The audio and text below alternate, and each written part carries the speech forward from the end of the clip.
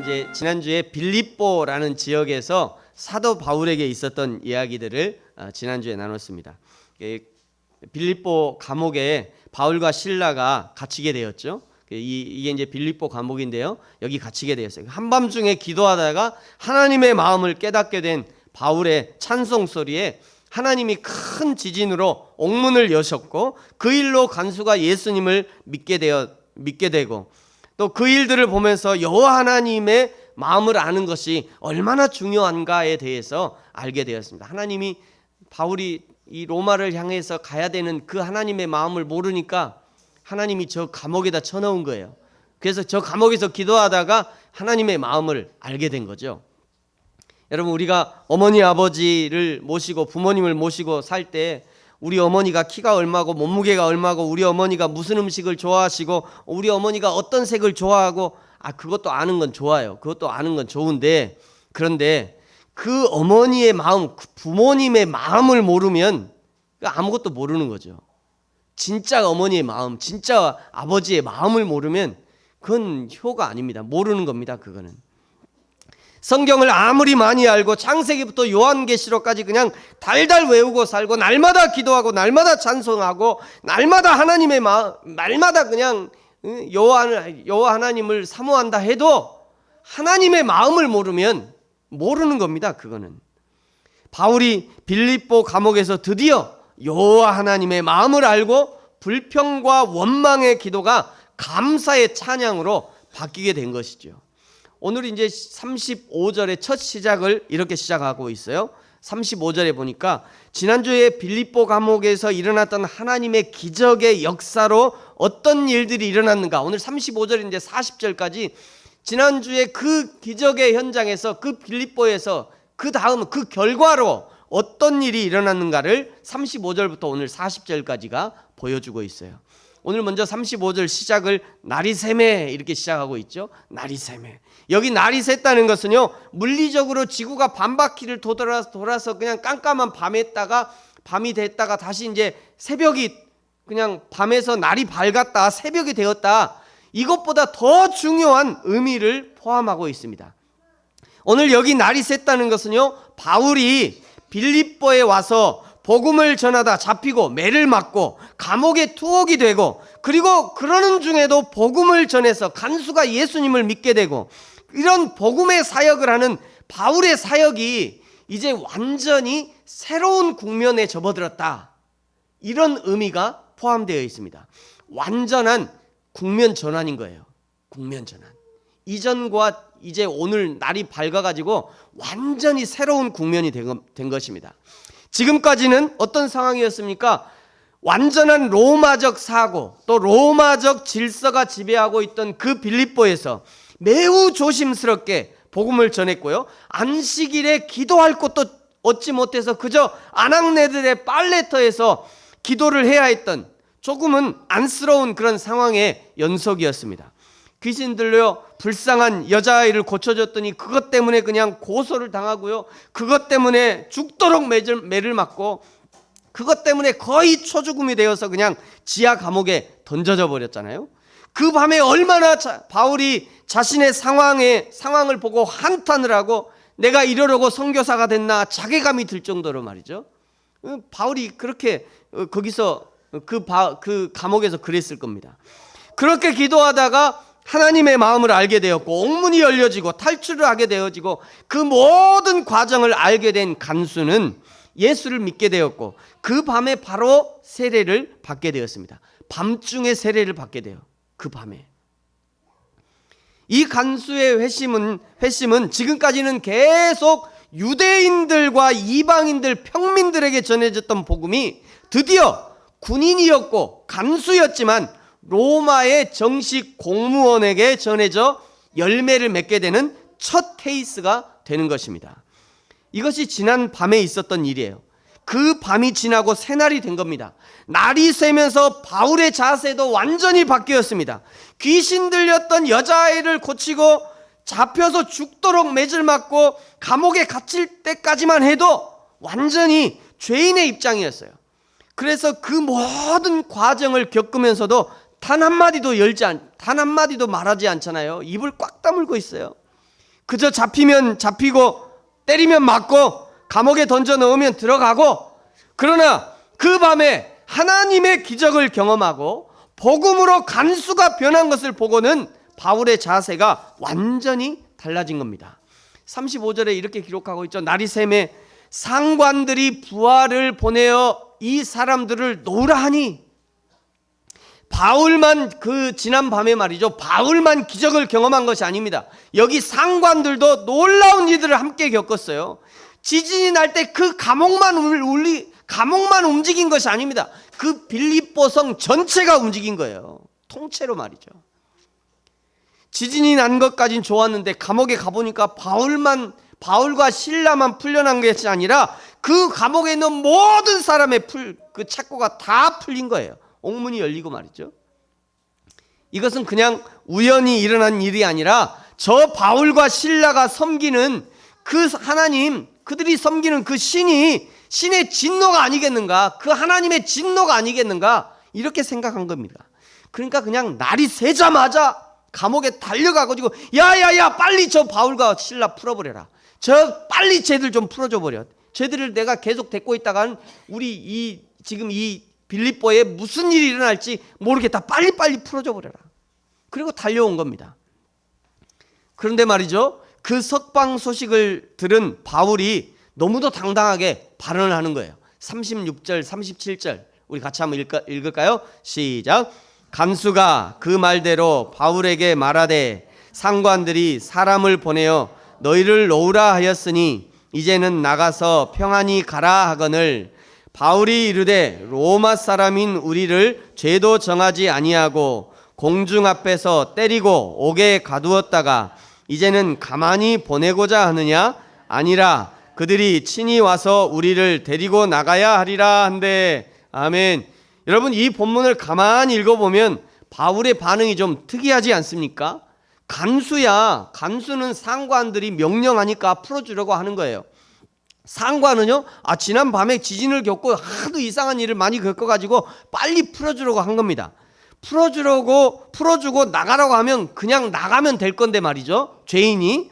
그런데 바울 말이죠, 나가라고 하는데 자기는 못 나간대요. 상관이 직접 와서 우리를 데리고 나가래요. 나는 못 나간다. 어제 죽도록 맞고 지금 죽을 맛이잖아요. 근데 이제 풀어주어서 나가라고 그랬더니 못 나간대요. 버티고 앉아있는 거예요. 죄인이 나 못 나간다고. 근데 이유가 뭐예요? 이유가 뭐냐면 로마 사람이기 때문입니다. 우리가 로마 사람인데 너희들이 이렇게 했다는 거죠. 그러니까 나는 못 나간다, 이렇게 얘기하고 있는 겁니다. 여러분, 당시에 로마의 시민권은요 어마어마한 힘과 권리가 있었습니다. 여러분, 지금도 가끔 이렇게 미국 영화 같은 거 보면요, 미국 사람들이 잡혀 있으면요, 미국에서 비행기가 떠요.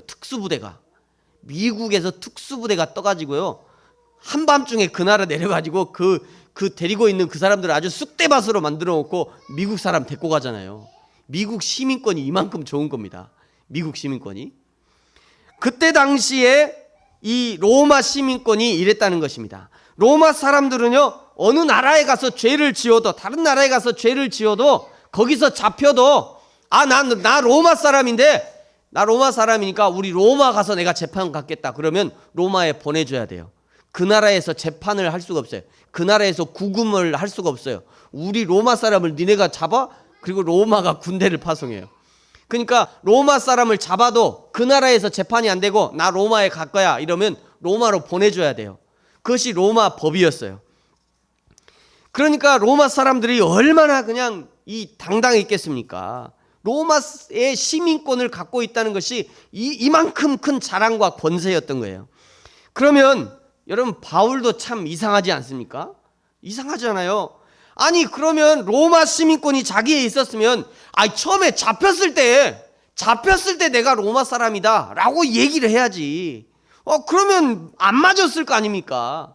맞지도 않을 것이고 옥에 갇히지도 않았을 거 아니에요. 근데 왜 죽도록 맞고 나서 말이죠, 그 감옥에 갇히고 나서 이제야 나 로마 시민권이 있다 라고 얘기하냐고요. 바울도 참 이상한 사람인 것 같아요. 그런데 여러분, 여기에는요, 바울의 아주 고도로 계산이 된 바울의 작전이 있었습니다. 바울의 배려함이 있었어요. 이건 그냥 한 게 아니라 고도로 계산이 된 바울의 작전이 있었어요. 바울의 배려죠, 배려. 어떤 배려냐면요, 첫 번째는요, 바울은 지금 소아시아와 빌립보 그리고 로마의 지배하에 있는 그 지역에서 있는 예수 믿는 유대인들을 향한 배려가 이 바울 안에 있었습니다. 예루살렘에서 예수를 믿는 것 때문에 박해를 받아서 소아시아로 지금 피해 있잖아요. 소아시아라는 것은 로마 지역이거든요. 로마의 속국이에요. 그러니까 그 로마의 속국 소아시아에 피해 있는 그 흩어진 유대인들이 거기 많이 있었습니다. 그래서 바울이 지금 여기까지 오면서 계속 그 유대인들에게 전도했잖아요. 바울은 이방인의 사도라고 하면서도 우선적으로 그 흩어진 유대인들에게 복음을 전했던 것이에요. 그들에게 권면한 것이 무엇입니까? 너희들이 지금 괴롭지만, 너희들이 지금 핍박 가운데 있지만, 그러나 예수 그리스도가 하나님이시고 예수의 복음이 진리이니까 그 하나님의 진리를 붙잡고 너희들이 잘 참아라, 잘 견뎌주십시오. 비록 지금 어렵지만 여러분 잘 견뎌주십시오. 이렇게 권면하고 지금까지 왔단 말이에요. 끝까지 믿음을 포기하지 말라고. 너희들이 그러면 끝날에 하나님이 너희들을 승리하게 할 것이다. 이렇게 계속 권면하고 왔어요. 그런데 바울이 말이죠, 바울 자신이 정작 자신이 잡혀가지고 이제 매 맞으려고 하니까 내가 로마 사람이라고. 바울 자신이 이제 매 맞으려고 하는 그 찰나에 나 매 못 맞는다고, 나 로마 사람이라고.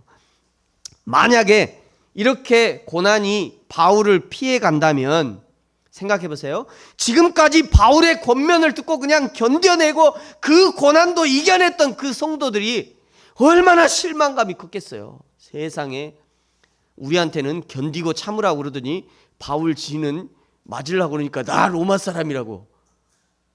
얼마나 실망이 컸겠어요.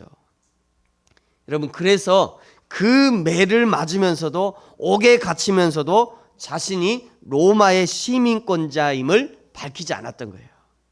자신에게 있는 이 바울에게 있는 이 로마의 시민권, 그 권리를 내려놓은 겁니다. 바울이 말이죠.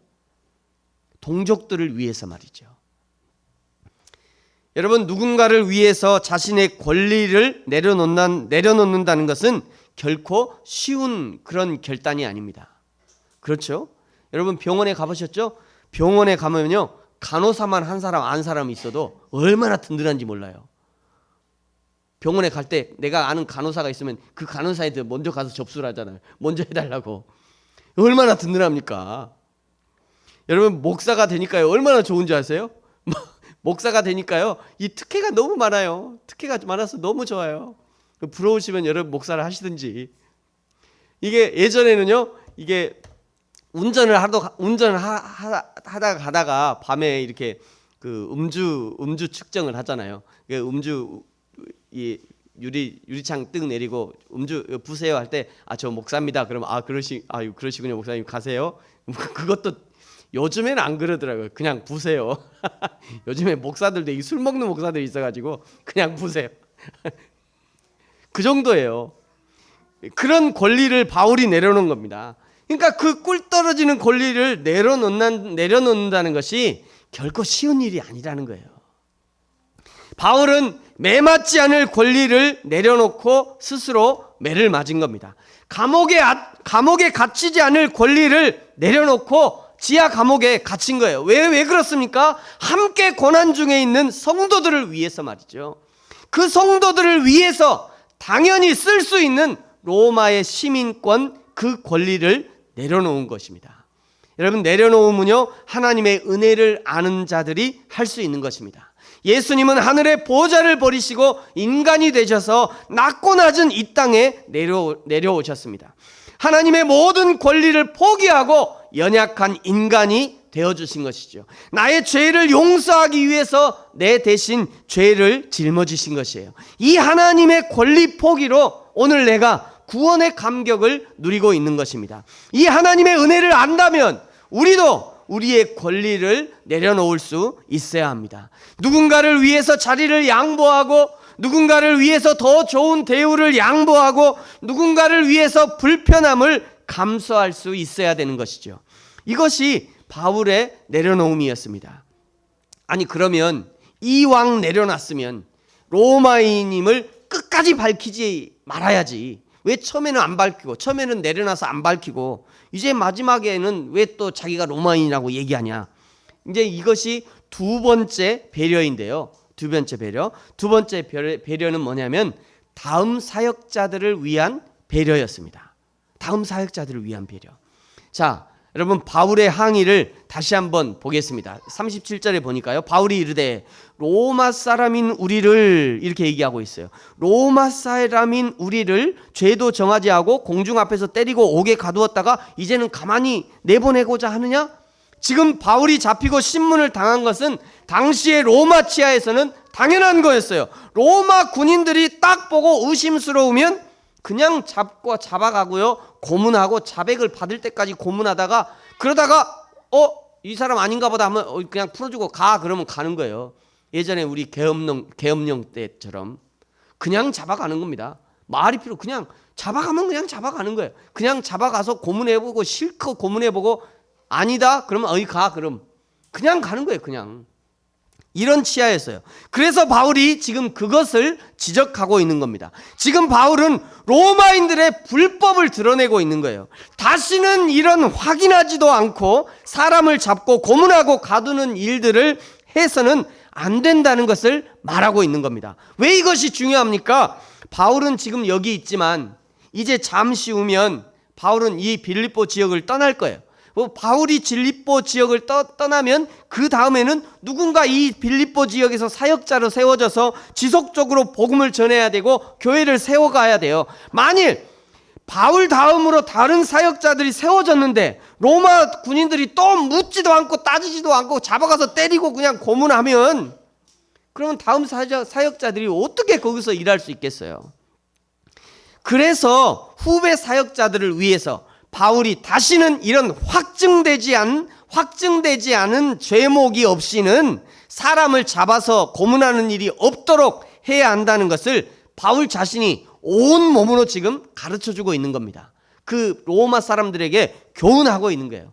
바울이 말로만 다음 전도자들의 길을 준비한 것이 아니라 그의 온 몸을 던져서 다음 사역자들을 위한 길을 준비한 것이라고 할 수 있습니다. 여러분, 저와 여러분은요, 누군가의 삶을 준비하는 삶이 되어야 합니다. 누군가의 길을 준비하는 삶이 되어야 돼요. 부모님이면 당연히 자녀들의 삶을 위해서 준비해야 되죠. 근데 그것만이 아니라 먼저는 예수 그리스도의 다시 오심을 준비하는 삶을 살아야 합니다. 저와 여러분은 우리가 교회를 세워가고 복음을 전하는 것이 바로 예수님의 다시 오심을 준비하는 길입니다. 뿐만 아니라 우리는요, 다음 세대를 준비하는 삶을 살아야 돼요. 다음 세대를. 우리의 다음 세대에도 이 하나님의 진리가 계속해서 선포되어지고 교회가 이어져 가야 하고요. 기독교의 문화, 기독교의 정신이 이어져 가도록 준비해야 된다는 것이에요. 그것을 위해서 다음 세대의 리더들을 세워가야 하고요. 그것이 바른 믿음의 사람으로 세워져 갈 수 있도록 지금 준비할 수 있어야 되는 것입니다. 여러분, 저와 여러분이 사는 동안만 교회가 있으면 되겠습니까? 우리의 자녀들에게도 교회가 계속 이어져야 되는 것이죠. 그냥 저와 여러분이 사는 20, 30년만 교회가 있으면 안 돼요. 우리의 자녀들도 바른 교회에서, 좋은 목회자들을 만나서 계속해서 신앙을 이어가야 되지 않습니까? 우리가 그것을 준비해야 된다고요. 우리가 사는 날 동안. 여러분, 이것을 위해서 바울이 무엇을 했는가 하면요, 그것이 이제 40절에 기록되어 있습니다. 자, 40절은 같이 한번 읽겠습니다. 시작. 두 사람이 옥에서 나와 루디아의 집에 들어가서 형제들을 만나 보고 위로하고 가니라. 아멘. 40절은 아주 짧은 글인데요. 그런데 여기서 바울이 다음 사역자들을 위해서 무엇을 했는가가 여러 가지 기록되어 있습니다. 첫 번째는요, 바울이 루디아의 집에 들어갔다, 이렇게 기록하고 있어요. 루디아의 집. 여러분, 14절에 있는 것처럼 루디아는 바울의 말을 따르고 믿었기 때문에 이 루디아의 집에 들어갔을 것입니다. 그러나 루디아는 여자였어요. 이름도 없는 여자였잖아요. 지난주 얘기했죠. 루디아가 그 이름이 아닙니다. 루디아가 이름이 아니고 보성댁, 강진댁, 해남댁 이런 거예요. 광주댁 이런 거예요. 루디아는 루디아라는 지방에서 온 여자, 이런 의미입니다. 루디아는 여자였어요. 루디아는 이방인이었습니다. 이것은 약점이 많았다는 거예요. 그러나 루디아에게는 약점만 있는 것이 아니었습니다. 루디아는 부자였어요. 그는 큰 사업가였습니다. 로마의 고위층을 많이 알고 있었어요. 사업가니까 수완이 얼마나 좋았겠습니까? 관계가 좋은 사람들이 많이 있었을 것이에요. 하나님이 앞으로 이 바울의 사역을 좀 더 효과적으로 하기 위해서 루디아의 재력과 또 루디아의 인맥과 또 루디아의 수완이 좋은 이 루디아를 하나님 앞에 거룩하게 사용되어지기를 원했던 것이에요. 그래서 루디아의 집으로 들어간 것입니다. 하나님의 복음이 더 힘있게 전해지게 하기 위해서 루디아의 힘이 필요했던 것이에요. 여러분, 교회는 철저하게 하나님이 책임지십니다. 믿으십니까? 여러분, 교회는 하나님이 책임져요? 믿으시기 바랍니다. 믿으시기 바랍니다가 아니라 믿어야 되는 거예요. 교회는 하나님이 책임져요. 그러나 하나님이 여러분을 교회에 보내신 것은요, 여러분도 하나님의 이 책임을 나눠지라는 것입니다. 하나님의 일에 동참하라는 거예요. 하나님이 책임질 거 아무도 안 와도 돼요. 그런데 여러분을 보내셨잖아요. 이건 뭐냐면 하나님이 교회를 책임지시는데 하나님이 책임지시는 이 일에 너희들도 동참해라, 이런 의미가 포함되어 있는 것입니다. 여러분이 헌신하고 헌금하시는 것은 교회가 하나님의 사역을 하는데 큰 힘이 됩니다. 만약에 하나님이 책임지실 거야 하고 여러분이 아무것도 안 하고 뭐 봉사도 안 하고 헌금도 안 하고 그러면 교회는요 말라 죽을 수밖에 없어요. 교회는 말라 죽을 수밖에 없어요. 여러분에게 재능이 있으면 여러분 그것으로 교회를 섬기십시오. 여러분에게 좋은 아이디어가 있으면 그 아이디어를 교회에 제공해 주셔야 돼요. 여러분에게 다른 사람들보다 물질의 풍족함이 있다면 다른 사람들보다 조금 더 물질로 교회를 섬길 수 있어야 합니다. 여러분에게 사람들과의 관계를 맺는 그런 은사가 있다면 교회에 초대하고 교회를 소개함으로 섬겨주셔야 되는 것이에요. 이 모든 것들과 모든 사람이 교회에 반드시 필요한 것입니다. 그래서 더 많은, 더 다양한 사람들이 교회에 있으면 교회가 힘있게 하나님의 일들을 할 수 있는 것이에요. 루디아의 집에 들어가서 바울이 무엇을 했는가? 먼저는요, 형제들을 만납니다. 형제들. 자, 여기에 있는 형제라는 것은 남자들만을 얘기하는 것이 아닙니다. 예수 믿는 사람들을 전부 다 형제 이렇게 얘기하는 거예요. 그러면 이 루디아의 집에 뭔 형제가 있었는가? 이 루디아의 집에 있는 형제들은 과연 누구인가? 바울이 빌립보에 갔을 때 처음에는 거기 신자들이 아무도 없었죠. 그래서 기도할 터를 찾지 못했다 이렇게 얘기하잖아요. 거기 아무도 없었습니다. 그러다가 빨레터에 가서 루디아를 만났어요. 루디아만 만난 것이 아닙니다. 빨레터에 가서 루디아가 중요한 사람이니까 루디아를 만났다 얘기한 거지 루디아만 만난 것은 아니에요. 그 빨레터에 가서 루디아를 만나고 다른 여자들도 만났을 거예요. 그러니까 루디아만 바울을 따라간 것이 아니라 루디아가 어떻게 보면 리더 같은 역할을 한 것이고 다른 여자들도 바울을 따라갔던 것입니다. 그리고 옥에 갇혔다가 지진이 풀려났을 때 그 모든 과정을 보고 있었던 죄수들도 있었어요. 바울과 함께 풀려난 죄수들이 있었잖아요. 또 그 밤에 예수님을 믿게 된 간수와 그 가족이 전부 다 세례를 받았다고 하니까 간수와 그 가족들이 있었습니다. 그러니까 루디아의 집에 모인 형제들은 루디아와 그의 가족들, 그 다음에 이방의 여자들, 그리고 죄인들, 그리고 간수와 그 가족들, 이런 가족들이 있었던 거예요. 그러니까 빌립보 교회가 처음 시작할 때 이 모인 숫자가 벌써 어느 정도 됐다는 거예요. 그렇죠? 루디아의 가족들, 빨레트의 여자들, 풀려난 죄인들이 얼마나 많았겠어요. 풀려난 죄인들, 그리고 그 간수의 가족들. 이 사람들이 초기 빌립보 교회의 멤버가 되었던 것입니다. 여러분, 교회는요 특정한 사람들만이 모이는 것이 아닙니다. 교회는 누구든지 와야 하고 누구든지 올 수 있어야 됩니다. 외모적인 것으로 사람을 차별해서는 안 됩니다. 가진 것으로 사람을 차별해서는 안 돼요. 얼마나 배웠는가로 사람을 차별해서는 안 되는 것입니다. 빌립보 교회는 이 모든 차이들을 서로 이해하고 품어주고 함께 연합하는 공동체였던 거예요. 이 빌립보 교회가 나중에 바울의 사역에 얼마나 큰 도움이 되었는지요. 빌립보서 1장 3절에 보면요. 1장 5절에 보면 너희가 첫날부터 이제까지 복음을 위한 일에 참여하고 있다 이렇게 칭찬하고 있어요. 칭찬하면서 빌립보 교회 너희들이 첫날부터 지금까지 나와 함께하고 있다 이렇게 칭찬하고 있는 것입니다. 사랑하는 성도 여러분, 오늘 이 빌립보 교회와 빌립보 교인들처럼 저와 여러분 그리고 우리 부르심 교회가 하나님의 나라와 복음을 위해서 그리고 몸된 교회를 위해서 귀하게 쓰임받고 또 협력하는 저와 여러분이 되길 소망합니다. 그 다음에 이 바울이 루디아의 집에 들어가서 그 형제들을 어떻게 했냐면 그 형제들을 위로했다 이렇게 기록하고 있어요. 위로했다. 여기 위로했다는 것은요, 아이고 형제님 힘내세요. 형제님은 할 수 있어요. 그러니까 형제님 꼭 힘내세요. 이것만 한 것이 아니에요. 여기 위로했다는 것은 헬라어로요 파라칼레오라고 하는 헬라어 단어인데요. 이 헬라어 단어가 어떤 의미가 있냐면 욕망하다, 훈계하다, 부탁하다, 기도하다 이런 의미도 포함되어 있습니다. 다른 인간의 말로 훈계하고 부탁한 것이 아닙니다. 바울은 철저하게 빌립보 교인들에게 하나님의 말씀으로 권면하고 말씀으로 위로하고 말씀으로 훈계하는 사역을 했던 것이에요. 교회는 철저하게 하나님의 말씀 위에 세워져야 합니다. 하나님의 말씀으로 교훈을 받고 하나님의 말씀으로 위로를 받고 하나님의 말씀에 권면함을 받고 말이죠. 하나님의 말씀을 따라 헌신하고 하나님의 말씀을 따라 섬기고 말씀대로 살아가고 말씀대로 예배하고 말씀대로 찬양하고 말씀을 근거로 기도하고 말이죠. 사랑하는 성도 여러분, 저와 여러분은 지금 하나님의 말씀을 따라 살고 계십니까? 하나님의 말씀을 따라 살고 계십니까? 하나님의 말씀대로의 삶을 살고 계신 겁니까? 여러분, 우리 교회는 하나님의 말씀을 바르게 선포하고 바르게 교훈하고 있습니까?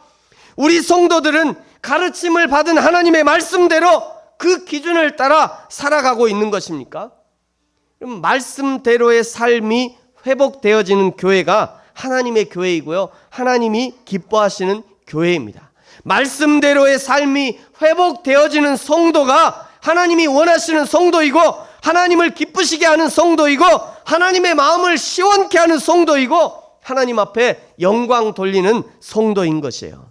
저와 여러분 그리고 우리 교회가 하나님의 말씀을 이루어드리는 말씀대로 살아가는 믿음의 사람들 또 믿음의 공동체가 되어지기를 예수님의 이름으로 축복합니다.